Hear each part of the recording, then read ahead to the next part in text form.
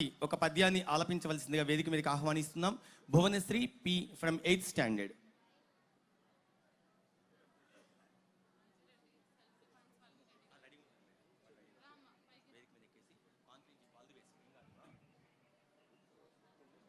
గౌరవనీయులైన deputy CM గారికి, collector గారికి, ఎమ్మెల్యే గారికి, ప్రజాప్రతినిధులందరికీ మరియు తల్లిదండ్రులకు నమస్కారం.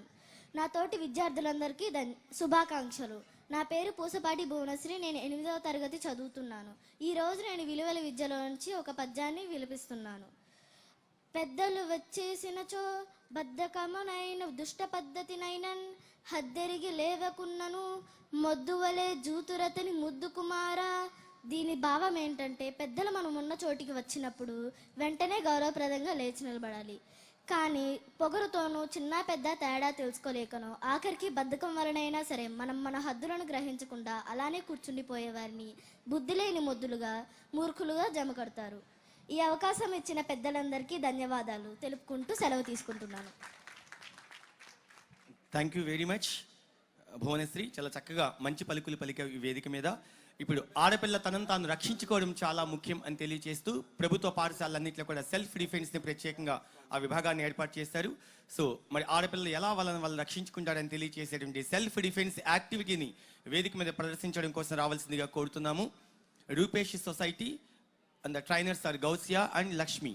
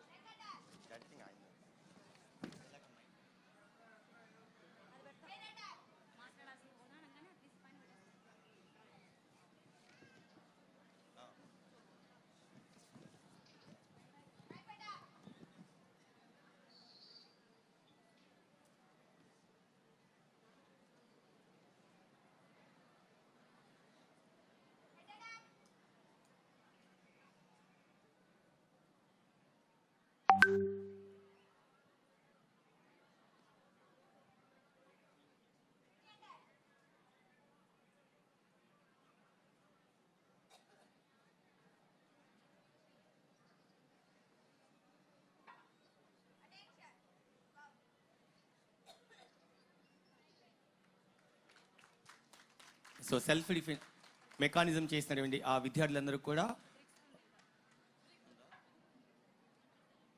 వారి విన్యాసాలను ప్రదర్శిస్తూ ఉన్నారు.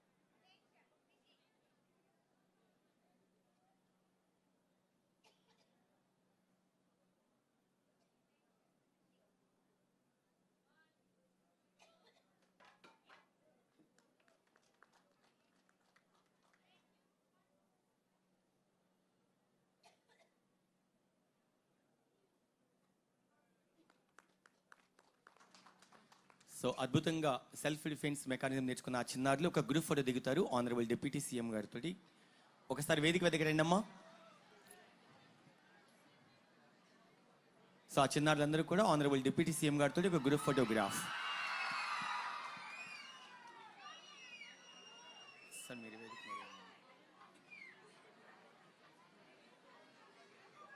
ఆ చిన్నారుల ఆనందానికి అవధులు లేవు. ఇప్పుడు చాలా గొప్పదాన్ని జీవితంలో సాధించిన అనుభూతికి లోనవుతున్న ఆ చిన్నారులతోటి ఆంధ్రప్రదేశ్ రాష్ట్ర ఉప ముఖ్యమంత్రి వర్యులు శ్రీ కొణిదెల పవన్ కళ్యాణ్ గారు.